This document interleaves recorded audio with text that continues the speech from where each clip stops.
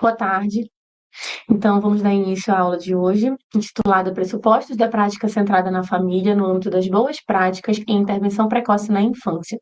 Eu sou a professora Débora Folha, sou terapeuta ocupacional, tenho mestrado em educação, doutorado em terapia ocupacional e sou docente do curso de terapia ocupacional daqui da Universidade do Estado do Pará. Então, hoje, o objetivo da nossa aula é trazer elementos relacionados aos benefícios das práticas centradas na família no âmbito da intervenção precoce na infância, tá? Então, para isso, eu começo trazendo alguns elementos sobre a intervenção precoce na infância. A primeira infância, como é consenso na literatura, é um período de grande vulnerabilidade e suscetibilidade. Isso para o bem ou para o mal. Né? Então, nessa primeira infância, que inclui ali até os 3 anos, especialmente, mas estendida até os 6 anos, muitas vezes as crianças são colocadas à predisposição a fatores de risco que vão prejudicar a promoção do seu desenvolvimento infantil. Então, esses fatores, eles podem ser fatores neurofisiológicos, por exemplo, a prematuridade, algum tipo de lesão que essas crianças têm durante o nascimento ou logo após o nascimento, ou também podem ser questões relacionadas a riscos sociais que podem influenciar, prejudicar esse desenvolvimento neuropsicomotor infantil. Então, existem programas de intervenção precoce que se constituem enquanto importantes ferramentas para prevenção, identificação e intervenção sobre tais condições, sejam elas advindas de fatores biológicos ou de fatores ambientais. E aqui é importante a gente falar que esses ambientais não dizem somente respeito à infraestrutura física dos locais onde essas crianças residem, tá? Diz respeito também aos tipos de interação que são estabelecidos com essas crianças. Então, envolve o ambiente físico, o ambiente social, hoje em dia o ambiente virtual e tecnológico, porque cada vez mais essas crianças estão sendo colocadas em contato com essa tecnologia, com essa virtualidade cada vez mais cedo, e isso também pode envolver riscos para o seu desenvolvimento neuropsicomotor, certo? Então, as boas práticas da intervenção precoce, hoje, no cenário mundial, derivado de várias reuniões dos organismos internacionais, da OMS, da ONU, da Unesco, estabelece uma problemática que precisa ser sanada para que essa intervenção precoce possa ser realizada, baseada de fato nas boas práticas que têm sido recomendadas. Essa problemática diz respeito ao tipo de atenção oferecido pelos serviços, que permanece adotando práticas que enfatizam a estimulação de habilidades, através do emprego de abordagens clínicas, porém com um enfoque centrado na criança, estruturadas a partir de um modelo reabilitativo de cuidado e nos quais a participação da família permanece limitada à intervenção. Então, essa intervenção precoce, muitas vezes, ainda é realizada centrada no saber médico, no saber biomédico, da medicina e das profissões advindas da área da saúde, sem se preocupar com perspectivas intersetoriais, em multiprofissionais e de acolhimento à família, tá? Essa tem sido uma limitação muito referida na literatura que prevê as boas práticas de intervenção precoce hoje em dia. Então, esse modelo convencional de intervenção precoce, ele estabelece que os pais, os familiares, são considerados, sim, um elemento importante para a intervenção, porém, cabe aos mesmos receberem orientações e capacitações, a fim de poderem dar continuidade nessa estimulação em casa. Então, o que isso significa? Que a família, ela exerce um papel, uma função de coterapeuta da sua criança. Então, elas vão ser treinadas no ambiente clínico, no ambiente ambulatorial, naquele serviço de saúde, para elas reproduzirem aquele treinamento no ambiente domiciliar. E aí, quais são as limitações que essa prática engendra? Muitas vezes, essas famílias têm um cotidiano, têm uma rotina, um domicílio, condições de vida, que ela não consegue replicar aquilo que é realizado na clínica dentro do seu domicílio. Ou ela não tem tempo para exercer esse treinamento, ou ela não tem os recursos físicos necessários no seu domicílio para reproduzir aquilo que o profissional faz no consultório, né? Ou ela não tem um saber técnico-científico prévio que ajuda ela a compreender o porquê daquelas ações que são recomendadas pela equipe da terapia.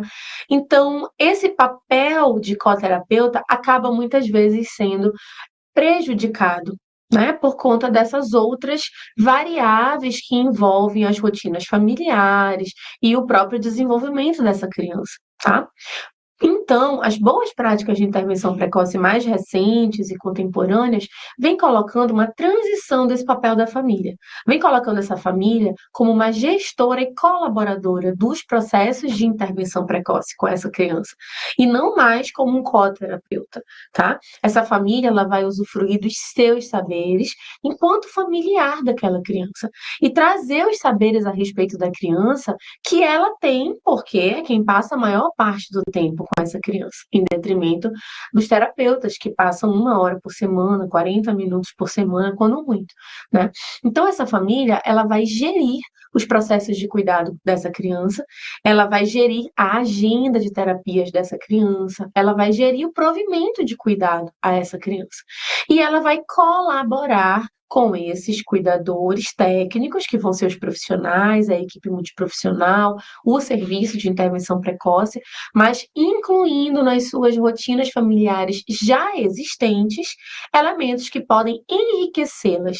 Então, cabe a esses profissionais, a essa equipe multiprofissional, identificar junto a essa família quais são as rotinas familiares mais potentes para que possam ser enriquecidas, de modo que essa família consiga dar continuidade nessa estimulação ao desenvolvimento infantil, mas nas rotinas que ela já possui.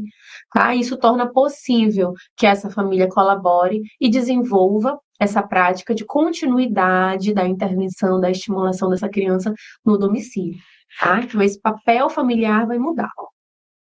Essas boas práticas de intervenção precoce atualmente, elas conceituam a intervenção precoce sempre utilizando esse termo, usado com letras maiúsculas, cuja sigla é IP, e envolve um sistema amplo com fluxo determinado, que vai desde a identificação de riscos, o monitoramento do desenvolvimento, e inclui também procedimentos de estimulação da criança, mas sempre com forte ênfase no apoio às famílias. Então, muitas vezes, as metas da terapia, dos terapeutas, da equipe multiprofissional que acompanha essa criança, vão ser influenciadas pelas prioridades da família. Sim. Né? Não é a família que vai nortear o que os terapeutas vão fazer, mas a opinião dessas famílias e os contextos de vida real que essas famílias vivenciam vão ser, sim, uma das variáveis que esses terapeutas vão considerar na hora do estabelecimento de metas. Tá? Esse é um pressuposto básico da intervenção precoce que considera a família como centro. Tá? A IP tem sido definida também como uma prestação de apoios e recursos às famílias com crianças pequenas por parte das redes de apoio formal e informal, de forma a capacitar, influenciar e melhorar de forma direta e indireta o comportamento e funcionamento dos pais, da família e da criança. Então, o que significam as redes de apoio formal e informal? A rede de apoio formal são as instituições, as entidades formais dos sistemas de saúde, sistemas de educação, sistemas de assistência social, que estão disponíveis para apoiar essa criança e essa família. E a rede de apoio informal são pessoas que também vão constituir essa rede, mas que não constituem um apoio formal estabelecido pela legislação. Por exemplo, o CRAS, o CREAS, CAPES, a APAE são redes de apoio formal. A família, os avós, a vizinhança, a madrinha é rede de apoio informal. Porém, também constitui rede, que essa família pode contar e que vai ser considerado nessas práticas centradas na família, tá? Já já a gente vai ver alguns instrumentos que podem ser utilizados nessa prática e que vão conseguir computar essas redes de apoio e identificar como essas redes de apoio vão poder colaborar ou não para uma prática centrada na família, de modo a apoiar as equipes multiprofissionais que atuam com essas famílias, tá bem? E E aí, dentro desses pressupostos básicos para um acompanhamento centrado na família, é questionado pela literatura científica atual como as famílias têm participado das intervenções de intervenção precoce. Essas famílias continuam sendo coterapeutas? Continuam sendo cobradas a replicar as atividades de terapia dentro de seus domicílios, muitas vezes de modo descontextualizado das suas reais necessidades, né? E o que a gente vê nos relatos de pesquisa, nas evidências mais recentes?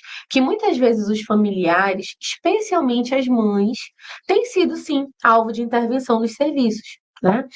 Mas que ainda existe essa necessidade de transformação do modelo de atenção à criança, né? Do mesmo modo que existe uma urgência em promover espaços para que a família toda esteja envolvida nesse processo. Tá? Então, essas famílias, elas vão ser convidadas a integrar o serviço, o acompanhamento da sua criança. E, obviamente, existem desafios também nesse contato, porque as famílias não estão acostumadas a integrarem esses processos de cuidado da sua criança. Elas estão, inclusive, acostumadas a receber, somente receber. Então, elas estão acostumadas a ser dito a elas o que elas vão fazer, né? E na prática centrada na família, vai muito além disso. Na prática centrada na família, os profissionais, eles vão buscar envolver essa família desde o primeiro momento, buscando conhecer as necessidades, as demandas que essa família tem em relação ao cuidado a essa criança, tá? Então, muitas vezes a família até relata para os profissionais: nossa, nunca me perguntaram isso, nossa, eu nunca me vi nesse lugar, eu nem sei o que responder para você a esse respeito, porque a família não está acostumada a ser considerada, muitas vezes, nos processos de atenção à sua criança, tá? Diante disso, o modelo de construção de capacidade centrado na família, ele vem a ser um referencial teórico que pode muito bem embasar, ofertar subsídios para a intervenção precoce centrada na família. Ele foi um modelo criado desde 1994 por esses dois psicólogos, Danche e Trivedi, e que hoje em dia já tem vários seguidores que dão continuidade nesses estudos, tá? E replicam pesquisas, ampliam pesquisas com amostras bem maiores e mais significativas e que contribuem para essa abordagem centrada na família, na intervenção precoce. Então, esse modelo de construção de capacidades, ele se ancora no conceito de necessidades da família. O que são as necessidades da família? É quando há a identificação de ausência de apoio para a realização de uma tarefa que é importante para toda a família. Então, muitas vezes o terapeuta está muito preocupado porque aquela criança, naquela faixa etária, ainda não consegue amarrar um cadarço sozinha, de modo independente.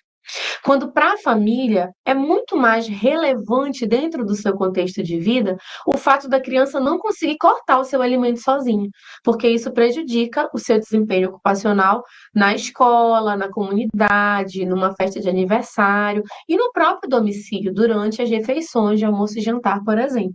Né? Então, essa perspectiva de entender a necessidade da família é um pressuposto básico de uma abordagem centrada na família, certo? Essa abordagem, ela entende a família como uma unidade e foco de atenção. Ou seja, sempre que eu atendo uma criança, eu estou automaticamente atendendo a sua família. Isso é inevitável, tá? Então, porque isso é uma unidade. A criança constitui essa família, então, por extensão, eu também preciso envolver essa família. A família é uma protagonista de ações, né? É a família que provê todo o cuidado à criança. A criança não tem autonomia para fazer suas escolhas cotidianas, e é a família que vai desenvolver esse provimento. A família também é uma unidade de prestação de serviço, ou seja, ela vai ser o meu cliente na terapia, no meu atendimento, tá? Portanto, eu vou precisar saber identificar os pontos fortes dessa família e também as fragilidades, né? Porque a gente sabe que, em todo caso, vão existir. E aí eu vou precisar utilizar esses pontos fortes para tentar enfrentar e superar as fragilidades que essa família possa me apresentar. E assim eu vou conseguir promover as competências familiares para a oferta do cuidado àquela criança. tá? Muitas vezes a gente vê falas de colegas, de profissionais que atuam na infância, de que a maior dificuldade daquela criança é a família, de que a minha maior dificuldade no tratamento e no acompanhamento daquela criança é lidar com aquela família, né? Então é exatamente isso, é quando eu estou muito acostumada às fragilidades superarem os pontos fortes, né? Então o modelo de construção de capacidade centrado na família ele também me auxilia a encontrar mecanismos para identificar esses pontos fortes, de modo que as fragilidades dessa relação terapeuta-família não se sobressaiam e prejudiquem a minha intervenção, ok? E com isso, a gente consegue conquistar esse fortalecimento proativo através de parceria entre terapeuta, família e instituições que provêm o cuidado a essa criança. Tá? Isso nos faz vislumbrar diversos benefícios sobre transformações que partem do e alcançam os contextos naturais, né? O que são os contextos naturais que vêm lá da perspectiva do modelo bioecológico do desenvolvimento humano que foi cunhado pelo Uri Bronfenbrenner? Os contextos naturais são os contextos de vida real daquela criança, daquela família. Então, de nada adianta eu estabelecer as minhas metas, o meu plano de intervenção terapêutica em torno de elementos que eu somente observei dentro do meu consultório, durante aquela meia hora, aqueles 40 minutos que eu acompanho aquela criança por semana. Eu preciso considerar quais são as demandas que partem lá desse contexto natural, que são referidas por essa família para que eu possa, dentro do meu consultório, nesse recorte desse cotidiano infantil, para que eu possa construir transformações que alcancem também esses contextos naturais, tá? Então, não é que eu vá abrir mão do meu conhecimento profissional, do meu saber, da minha competência profissional, é que eu vou colocar a minha competência profissional a serviço das necessidades identificadas com aquela família, certo?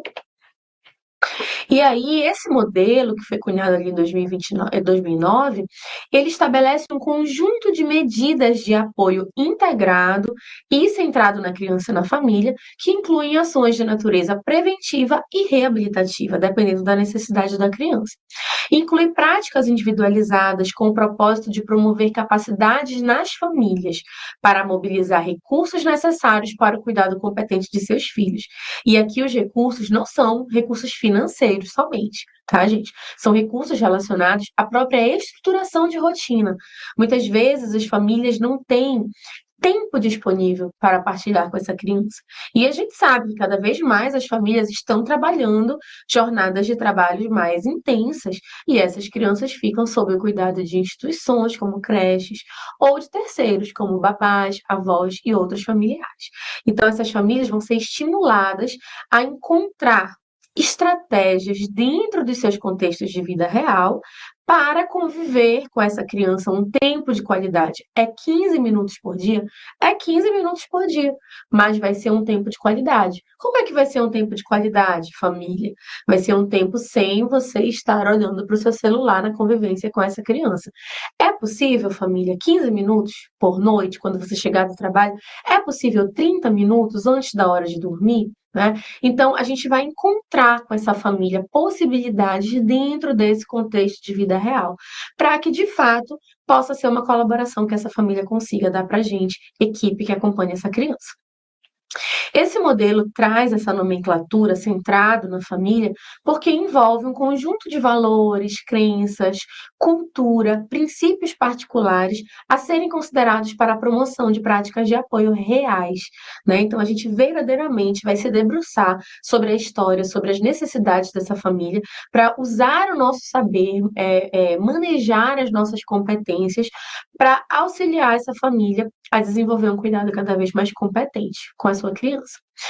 E envolve também um esforço da equipe em promover competências aos pais, para proporcionarem tempo e energia física e emocional para garantir experiências com seus filhos nos ambientes comuns do dia a dia. É exatamente o exemplo que eu dei ainda agora sobre o tempo de qualidade, tá?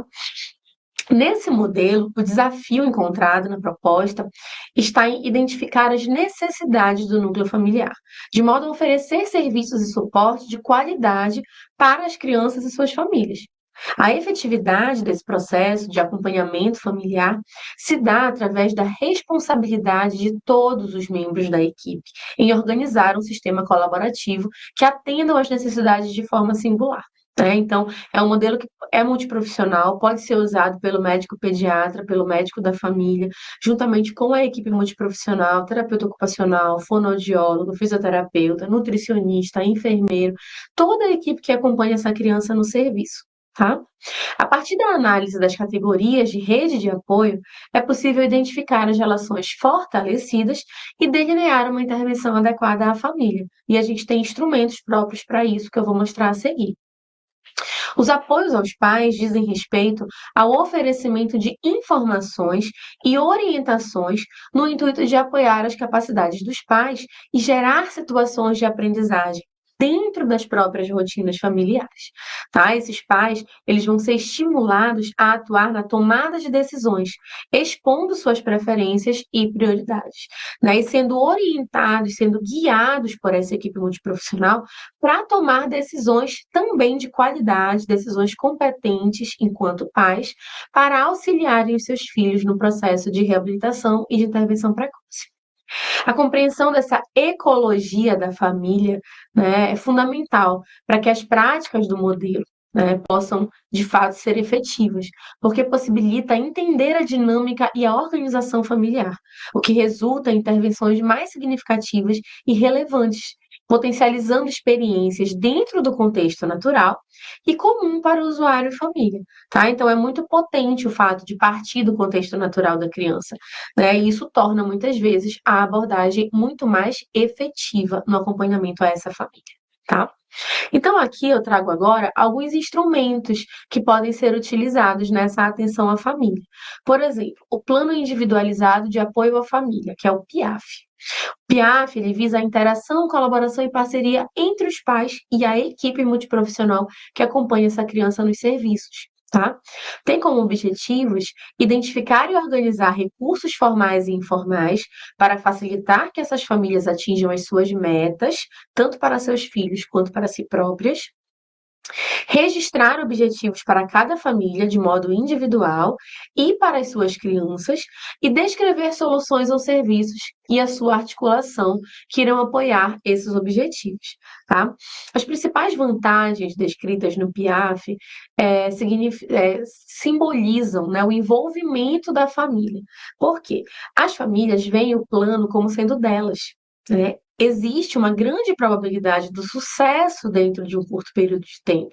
Por quê? Elas vão demonstrar uma adesão muito maior às metas que estão colocadas naquele plano, às estratégias que estão previstas, às atividades que estão previstas para serem realizadas, porque essa família participou da construção daquele plano. Então, ela se sente muito mais motivada e até mesmo responsabilizada para executá-lo, tá? Isso ajuda também a equipe multiprofissional. O Ecomapa é um instrumento muito potente para a gente identificar essas redes de apoio formal e informal. O Ecomapa ele é uma representação gráfica que permite para a equipe multiprofissional e até para a família enxergar, né, visualmente, de modo concreto, quais são os apoios que essa família tem ou não. Tá? Então, o Ecomapa é construído em parceria entre a família e um membro da equipe multiprofissional, e ele tem como finalidade mapear essa rede de apoio familiar disponível, tá? Aqui tem um exemplo do Ecomapa, né? Nessa figura, o José, no caso, está listando as redes de apoio que ele possui, tá? Então, nesse caso, o trabalho é uma rede de apoio formal.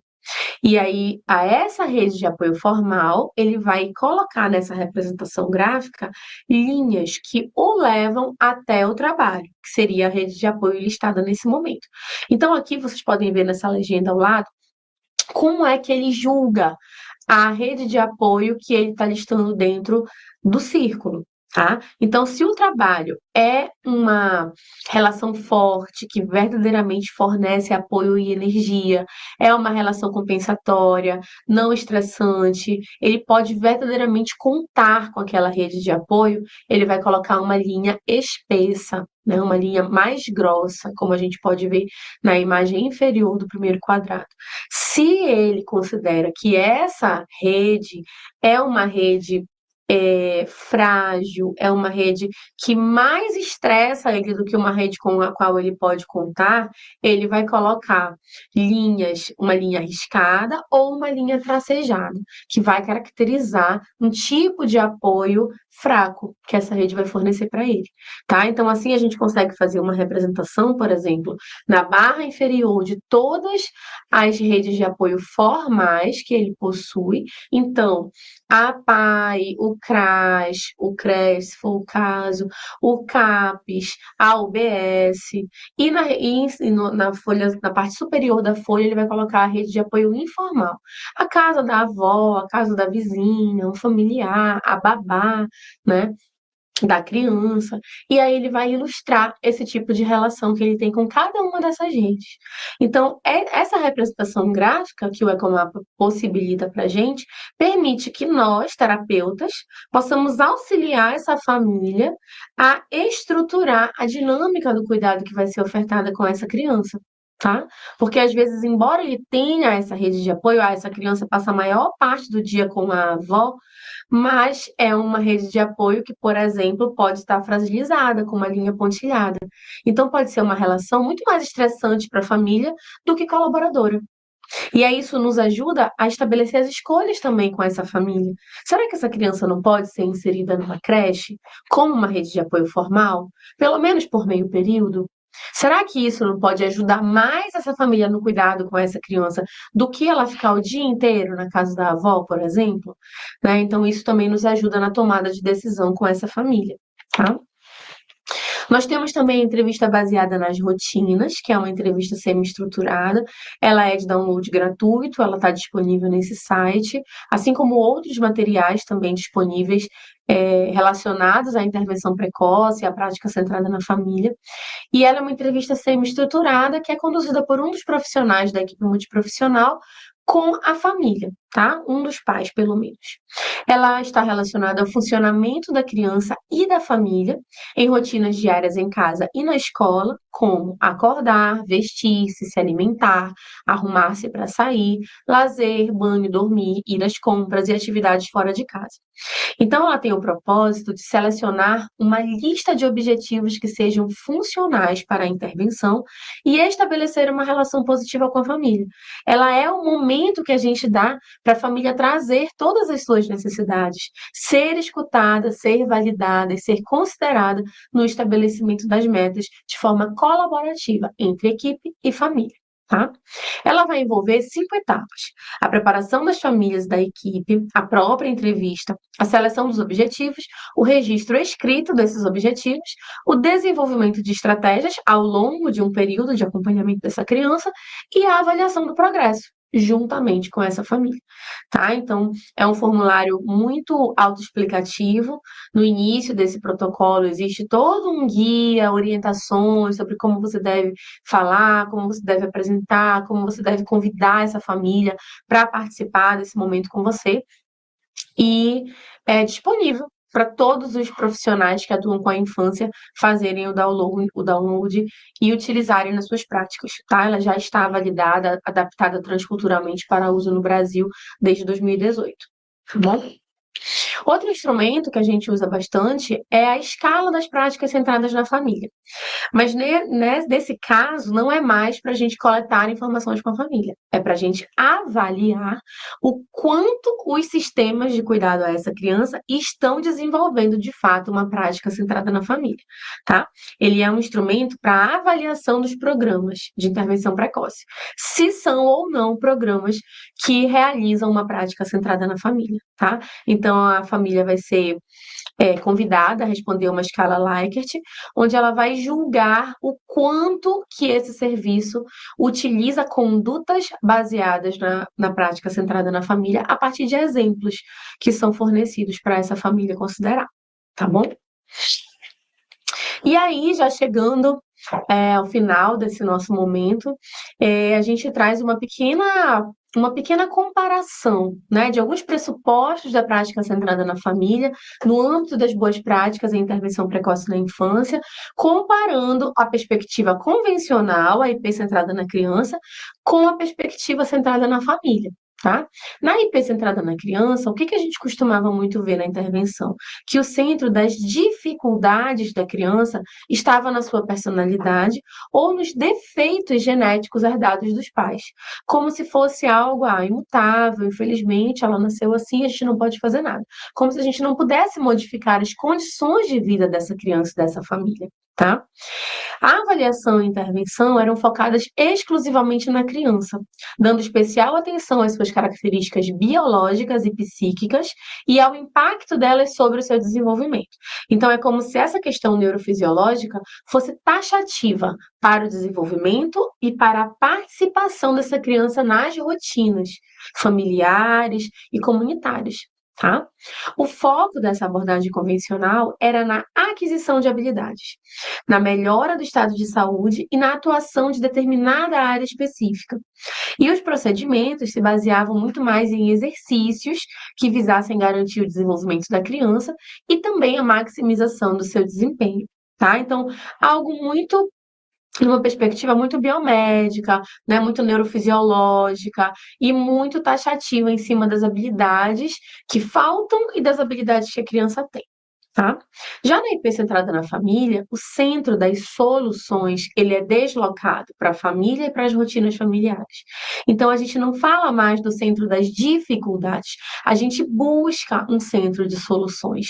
Tá? A gente faz uma avaliação e intervenção da criança, da família e dos ambientes por ela frequentados, das relações estabelecidas entre a criança, as outras pessoas e esses ambientes também. O foco reside no que é importante para a família, na melhora da prestação de cuidados à criança, de acordo com a dinâmica familiar. E a resposta nas habilidades do desempenho dessa criança já são resultado da melhora da oferta desse cuidado, tá? E essa abordagem centrada na família está ancorada em pilares reconhecidos internacionalmente acerca da intervenção precoce, que são os processos de aprendizagem que ocorrem em contextos naturais, a intersetorialidade, muito prevista nas políticas públicas atualmente, as ações em equipes transdisciplinares e centradas na família. Tá? Então, é um redimensionamento da prática, é um convite a um redimensionamento da prática de atenção à infância na intervenção precoce, tá? E esse convite, essa abordagem, essa perspectiva teórico-prática, ela dialoga com outras abordagens, com outras técnicas que você possa utilizar, tá? Nada impede de você também utilizar outras técnicas, mas desenvolver uma abordagem centrada na família, desde o primeiro contato com essa criança e a sua família, tá bom? Então, muito obrigada pela atenção. Eu fico disponível caso tenha alguma pergunta a esse respeito e desde já agradeço pelo convite. Boa tarde, professora. Quais estratégias podem ser utilizadas para garantir que as famílias estejam engajadas no processo terapêutico? E como aluno de medicina, como posso colaborar para uma abordagem mais integrada, tanto da criança quanto da família na terapia? Olha, primeiramente, quando a família se sente ouvida, se sente validada, muitas vezes ela vai demonstrar uma adesão maior ao acompanhamento. Tá? Então, uma estratégia que eu sempre recomendo é a gente usar um dos instrumentos, pelo menos, centrados na família. Então, que você possa inserir na sua anamnese, por exemplo, a EBR, a entrevista baseada nas rotinas, né? Porque a família já vai se sentir validada e quando a família estiver te dando as respostas, você já vai identificar algumas lacunas, algumas demandas que essa família vai ter para sua própria intervenção, né? Algumas necessidades ou de orientação ou de mudança de rotina mesmo, se essa família estiver tendo alguma conduta inapropriada que prejudique esse desenvolvimento, esse cuidado à criança, né? E aí você vai encontrar uma via para diálogo com essa família a partir dessa coleta de informações, tá? Então, acredito que essa já é uma grande colaboração. tá?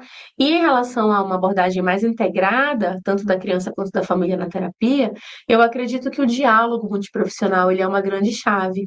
Muitas vezes a gente não tem um tempo, né?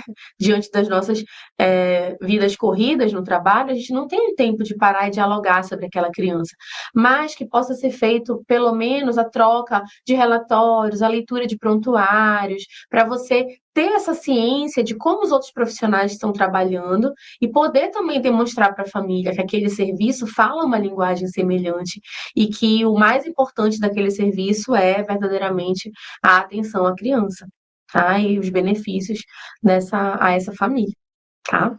Espero ter respondido. Tem outra pergunta aqui. Gostaria de saber se existe um tempo ideal para iniciar a intervenção precoce na prática centrada na família e quais fatores podem atrasar esse processo. Bom, o tempo ideal é quando a criança chega para a intervenção.